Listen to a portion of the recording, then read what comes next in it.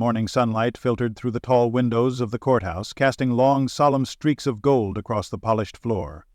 The low murmur of clerks and attorneys filled the air, the quiet hum of routine before the storm of proceedings began.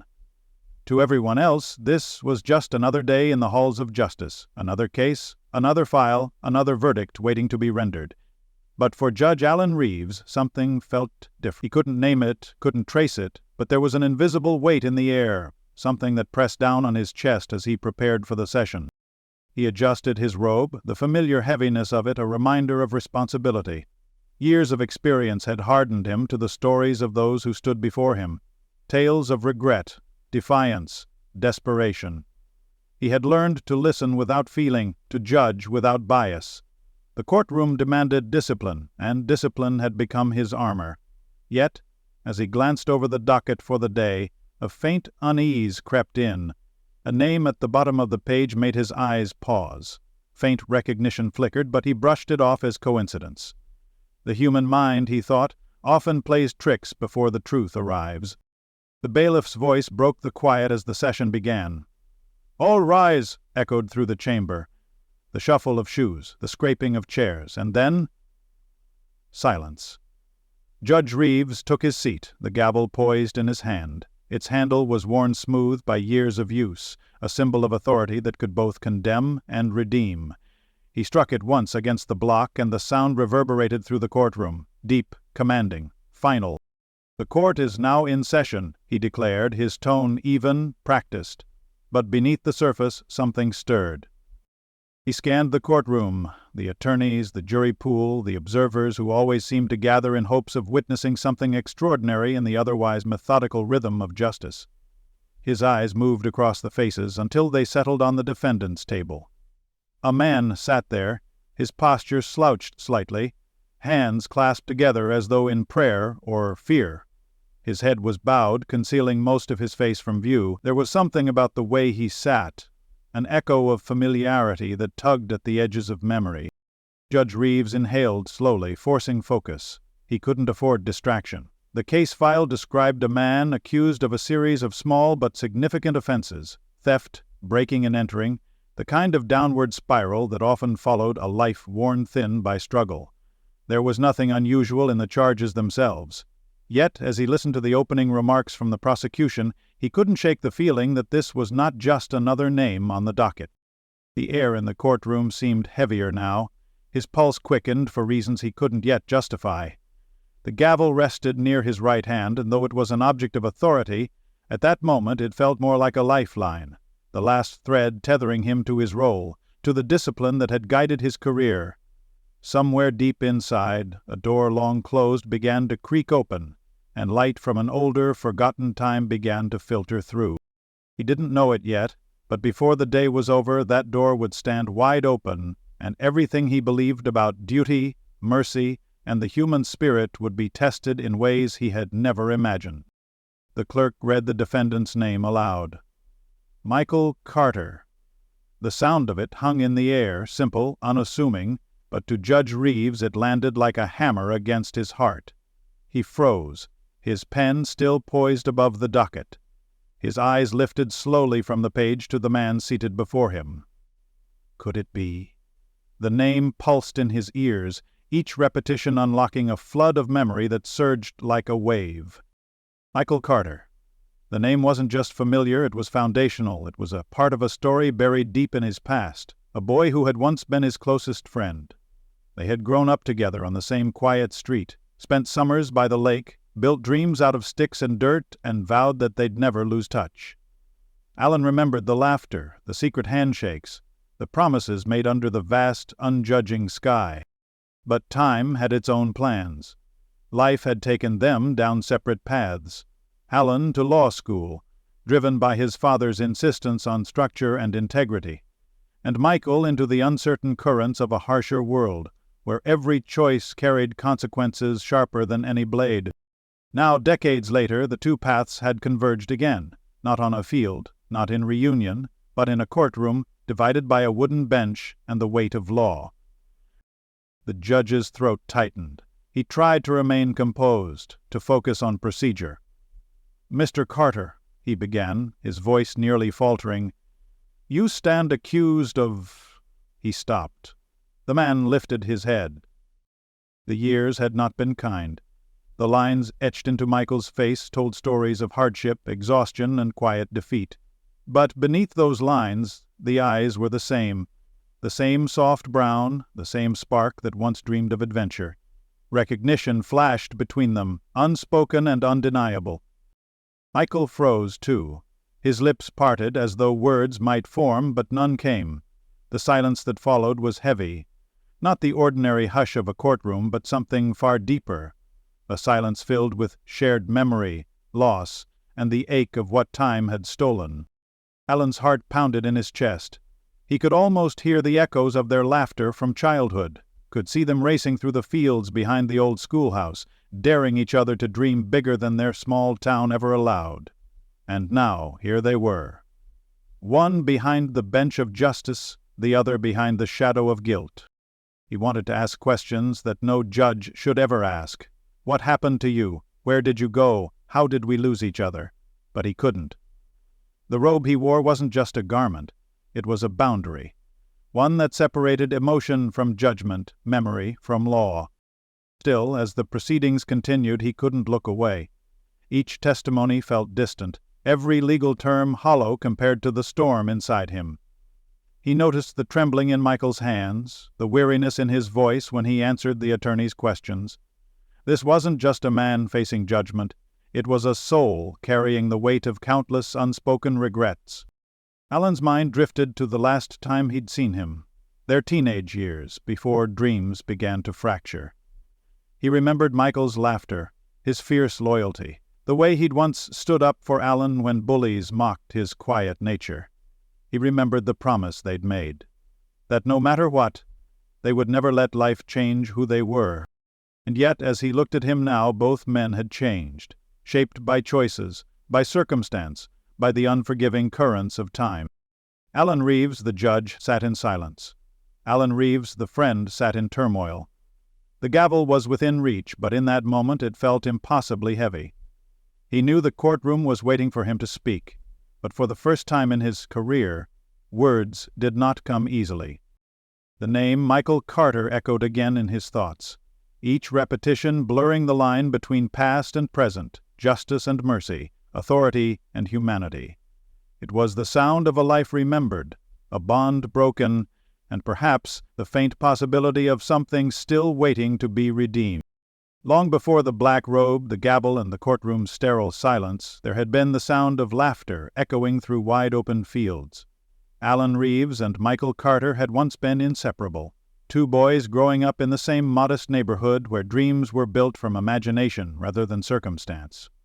Their world was small but boundless, a row of aging houses, a cracked basketball court behind the school, a patch of woods that became their kingdom. Every summer evening, as the sun dipped low and fireflies began their slow dance, the boys would race their bicycles down the dusty roads, daring each other to go faster, further, until the world blurred into streaks of light and freedom.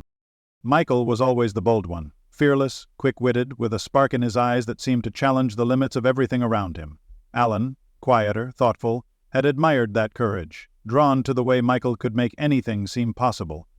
They were an unlikely pair, one ruled by instinct, the other by reflection.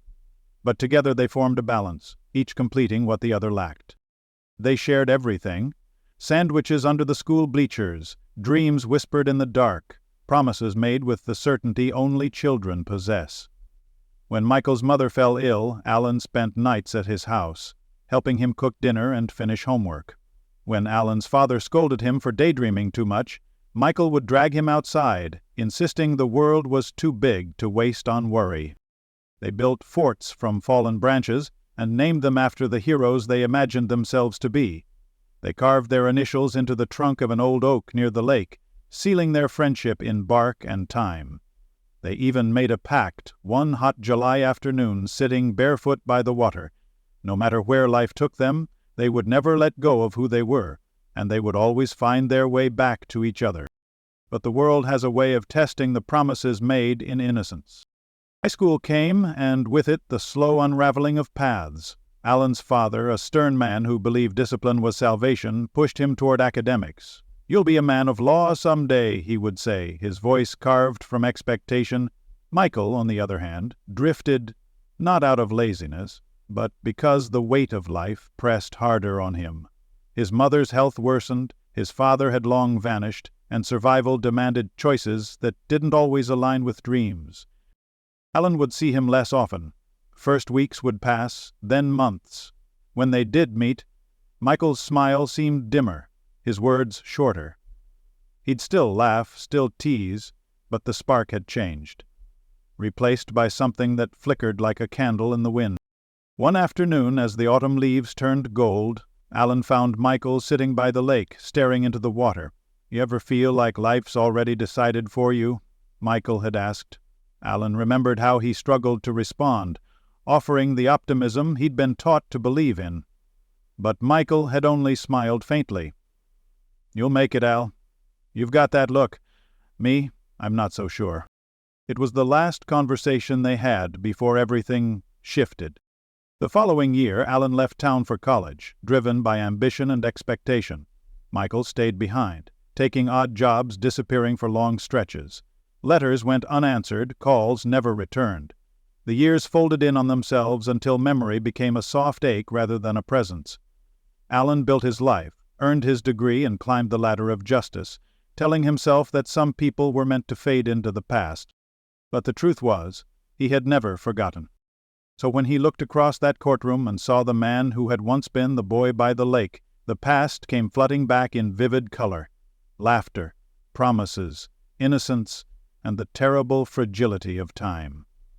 The man before him wasn't just a defendant, he was a mirror, reflecting everything that had been lost along the way.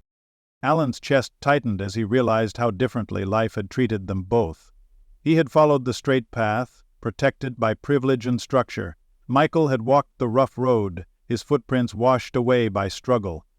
And now fate had drawn them together again, not as friends, but as judge and accused. Two lives intertwined once more by circumstance, standing on opposite sides of justice. Every word, every memory burned within Alan's mind, a relentless reminder that beneath the robes and titles they were still just two boys who once believed the world was theirs to shape. The courtroom had always been his sanctuary, a place where logic triumphed over emotion, where clarity cut through the haze of human chaos. Judge Alan Reeves had spent years learning to bury his feelings beneath the discipline of law. To him, justice had been an equation, facts on one side, evidence on the other, balanced by reason. But that morning, as he sat behind the bench, the robe that had always felt like protection suddenly felt suffocating. It was strange how a simple piece of fabric could hold such power. The black robe represented impartiality, authority, the ideal that the law stood above human frailty. When he first wore it years ago, he had felt pride, the weight of duty resting comfortably on his shoulders. But now, with Michael Carter sitting just a few feet away, the robe seemed heavier, as though each fold carried the ghosts of promises broken and choices unmade. His mind was a storm. He tried to focus on the evidence presented, the testimony unfolding before him, the structure of justice he had built his identity upon. Yet, behind every word spoken, he heard echoes of the past, laughter through the trees, whispered dreams of a future that never came to be. The courtroom, usually so clear and ordered, blurred into something surreal, as if time itself were mocking him. He felt torn too, the man of the law and the boy who remembered. He told himself that compassion had no place on the bench, that personal ties must yield to justice. Yet, deep within, another voice whispered, the one that remembered Michael's kindness, his resilience, his light. How could he ignore that? How could he condemn a man he once knew better than himself? Every judge carries unseen burdens. Cases blur together, theft, assault, addiction, each one a reflection of the endless imperfections of the world. Over time you learn to detach, to survive the emotional fatigue of human suffering. But this was different. This was personal. And no amount of detachment could disguise the ache spreading through his chest. He recalled the oath he had taken, to uphold justice without prejudice or favor. It had been simple to swear when justice was abstract, when the faces in the courtroom were strangers. But now, looking at Michael, that oath felt like a chain tightening around him. The words that had once given him purpose now trapped him between duty and compassion. He found himself wondering what justice truly meant. Was it the strict adherence to law, or was it something deeper, something rooted in understanding? Could justice exist without mercy? Could mercy coexist with truth? He shifted in his chair, his fingers brushing the gavel. It felt cold, distant. The sound it made when struck could decide the course of a man's life. Once that power had felt noble, now it felt terrifying. The defense attorney's voice droned on, but Alan barely heard it. His eyes drifted again to Michael. The man looked older than his years, worn by struggle, guilt, and something else, something fragile. Hope. Alan recognized that look. It was the same one he had seen years ago when Michael had stared out at the lake, wondering if life would ever give him a fair chance. He wanted to believe the robe gave him wisdom, but in that moment it only gave him questions. Could he truly separate the friend from the defendant? Could he see the law as blind when his own heart refused to be? The robe hung heavy across his shoulders, pressing into him like the weight of every decision he had ever made. Beneath its folds, he no longer felt invincible. He felt human, achingly, painfully human. For the first time in years, Judge Alan Reeves doubted himself. Not because of inexperience or uncertainty, but because of emotion. Raw, unfiltered emotion that threatened to undo the very balance of his life's work. He realized then that justice in all its noble glory was not always clear-cut. It was a living, breathing struggle between truth and compassion, between what is right and what feels right. And as he looked once more at the man he used to call brother, the robe that once defined him became a burden he wasn't sure he could bear much longer. The courtroom settled into stillness as the prosecutor rose from his seat, a thick folder in hand. The crisp sound of paper echoed faintly in the air, the kind of sound that often precedes judgment, or the unraveling of a man's fate. The prosecutor, composed and meticulous, adjusted his tie and began to speak with the kind of confidence that comes from repetition. His tone was deliberate, his rhythm measured. Your Honor, the state brings forth the case against Michael Carter, charged with multiple counts of theft and unlawful entry. Alan Reeves, seated behind the bench, tried to steady his breathing. He had heard countless similar introductions over the years, the same formal recitations of wrongdoing that framed every case. But this one felt different, every word landing heavier than the last. He looked down at the documents before him, but the letters swam, blurring into something unrecognizable. He blinked, forcing himself to focus as the prosecutor continued, outlining a string of incidents that stretched across several months. According to the report, Michael had been caught breaking into small businesses, a corner store, a repair shop, a diner after closing hours. Nothing violent, no assaults, no weapons, just quiet acts of desperation, carried out under the cover of night. Items taken were minor, food, tools, a few dollars from a cash register.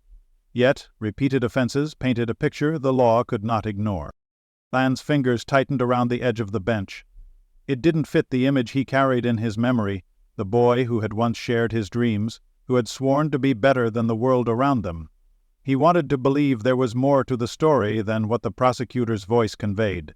The facts were plain, but behind them he sensed the weight of something human, something broken. As the evidence was presented, witnesses were called. The owner of the diner, an old man with kind eyes who admitted he hadn't wanted to press charges, but the law demanded it. A police officer who recounted finding Michael asleep behind a dumpster, a bag of canned food beside him. Each testimony painted a clearer image, and yet each detail cut deeper into Alan's chest. He remembered the time Michael had shared his lunch with a stray dog because he couldn't stand to see it hungry. The memory clashed painfully with the image of him stealing food now, years later. What had happened in between those moments? What had life done to him to turn kindness into survival? The defense attorney, a weary public defender, spoke next, his tone cautious. He explained that Michael had no prior violent record, that he had struggled with unemployment, homelessness, and debt. He didn't steal for greed, the lawyer said quietly. He stole because hunger leaves no room for pride. The words struck something inside Alan that the robe could not shield. The law would call it theft, but the heart recognized despair. Still, procedure demanded objectivity, and so he kept his expression neutral, his posture composed. Inside, though, he felt the walls of reason begin to shift. Michael sat still through it all. His eyes rarely met anyone's gaze, his hands trembling slightly in his lap. Every so often he would glance up at Alan, then quickly look away, as if unsure whether to feel shame or longing. It wasn't defiance. It was something far quieter, something that spoke of exhaustion deeper than guilt. When the prosecutor concluded his statement, the room fell into silence again. All eyes turned toward the bench, waiting for the judge to respond. Alan cleared his throat, his voice steady though his heart was not. He acknowledged the statements, the evidence, the formalities. It was all necessary, all expected. But beneath the mask of composure, his thoughts were in turmoil. The charges were not just legal descriptions on paper, they were fragments of a life gone astray, echoes of a journey he once thought he understood. He found himself wondering if justice could ever truly see the whole picture, if it could understand hunger, loneliness, and the slow erosion of hope. The courtroom saw a man who had broken the law. Alan saw a boy he once knew now standing on the edge of his own undoing. He forced himself to look away from Michael, focusing instead on the next steps of the procedure.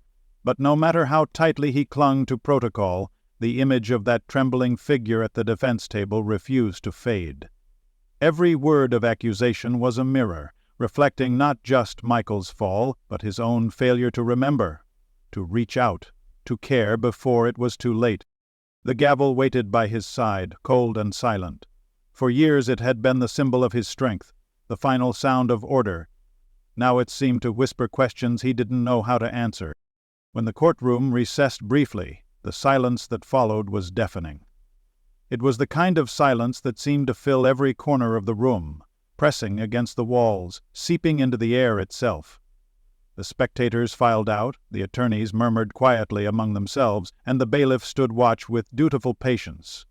But Alan remained still. He could hear only the faint ticking of the clock above him, each second marking the slow unraveling of composure. His eyes lingered on Michael. The man sat motionless, hands clasped, his gaze fixed on the table before him. He looked smaller than Alan remembered, thinner, older, but still somehow carrying the echo of the boy he once knew, that same boy who had once promised they would conquer the world together, who had sworn they'd never lose sight of each other, now sat before him wearing the weight of life's unkindness. For a moment, the courtroom around Alan seemed to dissolve, replaced by fragments of memory so vivid they almost hurt. He could see the summer sun glinting off the lake, hear Michael's laughter as they skipped stones across the surface. He could smell the rain-soaked earth after a storm, remember the way they had built their dreams from sticks and stones. Those memories, once a comfort, now became daggers. Every laugh, every shared secret became an accusation, a reminder of the bond that had slipped through his fingers. He wondered if Michael had ever tried to reach out, if there had been letters he missed, calls he ignored, moments when help could have changed everything. Michael turned slightly, his eyes meeting Alan's across the room. It was a glance that lasted only a few seconds, but in it there was a lifetime of unspoken words. Regret, recognition, a silent apology, perhaps even forgiveness. It was a moment too heavy for speech. Alan looked away first, pretending to adjust some papers. His throat tightened, his vision blurring for a heartbeat. Judges weren't supposed to feel this way. They weren't supposed to let the ghosts of the past dictate the law. But the ghosts were louder now, their voices whispering from every corner of the courtroom, asking questions he could no longer ignore. He thought of all the years between them, the choices that had led to this moment. He had chosen the law, order, structure. Michael had chosen survival, or perhaps it had chosen him. Both paths had been shaped by the same world, yet they had ended up on opposite sides of it. The bailiff's quiet footsteps approached. "Your Honor," he said respectfully, "We're ready to continue when you are." Alan nodded without looking up. His voice came out softer than he intended. "Give me a moment." When the courtroom filled again, the atmosphere felt altered. The crowd sensed something unspoken in the air, a tension that hovered like a shadow over everyone present. Alan took his seat, his composure carefully rebuilt, though cracks ran just beneath the surface. As testimony resumed, the silence between each statement seemed to speak louder than the words themselves. The prosecutor questioned a witness, and Michael answered with a quiet dignity that surprised everyone. There was no denial, no attempt to excuse his actions. He spoke plainly, admitting what he had done, explaining only that he hadn't wanted to hurt anyone. His voice trembled slightly, not from fear but from fatigue, the kind that comes from living too long in the margins of survival. Alan listened, each word striking deeper. This was not defiance. This was surrender. And in that surrender, there was a kind of truth the law could never fully capture. When the witness finished, another hush fell. The sound of papers rustling, a cough in the gallery, the faint hum of the lights above, all of it blurred into background noise. What filled the room instead was the pulse of something raw and human. Alan found himself studying Michael's face again, the hollow cheeks, the weary eyes, the faint scar near his temple that hadn't been there before. Each detail told a story he had missed, chapters of struggle written in silence. He could almost hear the echoes of their past, Michael calling his name as they raced through the woods, laughing when they fell into the creek, swearing that nothing could ever break their friendship. Now those echoes spoke differently. They whispered of distance, of years spent apart, of roads that diverged until they met again under the most unforgiving light of all.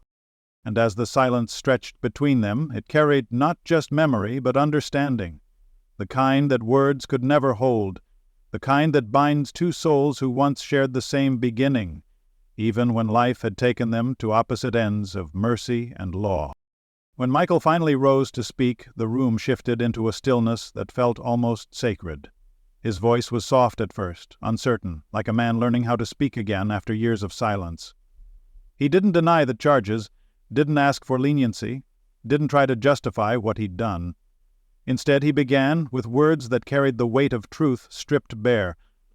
"I did it," he said quietly, his eyes not on the judge but somewhere distant, as if seeing the life that led him there. He spoke of nights spent searching dumpsters for food, of promises made to himself that he couldn't keep, of how each mistake was less a choice and more a surrender to circumstance. He talked about losing his mother, about how grief had a way of hollowing a man out until there was nothing left but survival. The courtroom listened without interruption. Even the prosecutor's stern posture softened. When he finally looked toward Alan, the silence deepened. "I didn't come here to ask forgiveness," he said, his voice trembling now. "I just wanted someone to see me again. Not the man I became, but the one I used to be." His words pierced deeper than any argument could. It wasn't a confession seeking mercy, it was one seeking to be remembered, to be human again, if only for a moment in the eyes of someone who once knew him before the world had turned cruel. Alan sat motionless, every instinct of his training urging him to remain impartial, but his heart rebelled. The robe that once symbolized clarity now felt suffocating, its authority collapsing under the weight of memory. He wanted to speak, to tell Michael that he remembered every fragment of the boy he once was, that the years hadn't erased the laughter or the kindness. Yet the courtroom wasn't a place for sentiment, it was a place for judgment. His pulse quickened as he wrestled with the duality within him, the judge bound by law and the man bound by conscience. He thought of all the verdicts he'd delivered before, each one so certain, so absolute. But this was different. Every argument he'd ever made about fairness now seemed hollow. The law demanded punishment. His heart whispered of redemption. As Michael stood there, trembling yet unbroken, Alan felt the unbearable truth that justice without mercy was nothing more than cruelty wrapped in principle. The struggle inside him wasn't about what was legal, but what was right, and for the first time in his career, he didn't know where those two paths met. The air in the courtroom grew dense as Alan lifted the gavel. Every heartbeat sounded louder than the whispers in the gallery. His voice, steady but thick with emotion, filled the room as he spoke of justice, not as punishment but as understanding. He acknowledged the law, yet saw beyond it, recognizing the humanity buried beneath the mistakes. When he announced his decision, a sentence tempered with compassion, focused on rehabilitation rather than ruin, the silence that followed was absolute. The gavel came down once, not as condemnation, but as a symbol of grace. Michael's head bowed, his shoulders shaking, not from fear but from release. Alan felt tears sting his eyes, the weight of years dissolving between them. In that fragile stillness, they were no longer judge and defendant, but two souls reunited by fate's quiet mercy. The courtroom faded into the background as understanding passed between them, unspoken, profound, and unbreakable. As the courtroom emptied, Alan remained seated, the echoes of what had just transpired lingering like distant thunder. He realized that justice was never a simple balance of crime and consequence. It was a mirror, reflecting the fragility of every human soul. The law could measure actions, but only compassion could measure the heart. In seeing Michael not as a defendant but as a person, Alan understood that mercy was not weakness. It was courage. The courage to see beyond failure and believe in renewal. If this story reached you, let it remind you that redemption is never beyond reach. Like and share to keep stories of hope alive. Comment your thoughts. What would you choose if faced with such a moment? Subscribe to the A1 Storyteller channel, where every story is a journey into the depths of humanity, and every ending is a beginning for someone waiting to be seen. Soft piano fades in, screen slowly darkens to a warm amber glow. The judge's gavel sound echoes faintly, fading into a heartbeat. Narrator, measured, resonant tone. Some stories don't end. They remind us who we are. If this one moved you, don't let it be just a moment. Make it a movement. Visual cue. Slow montage of past story thumbnails, each pulsing faintly like memories rekindled. Narrator, gentle rise in energy. Tap like to show that compassion still matters. Leave a comment, tell us what you would have done if you stood in that courtroom. And if you believe in stories that restore faith in humanity, subscribe to the A1 Storyteller channel. Vision, the channel logo fades in with a heartbeat sound. Tagline below reads, "Where every story finds a second chance."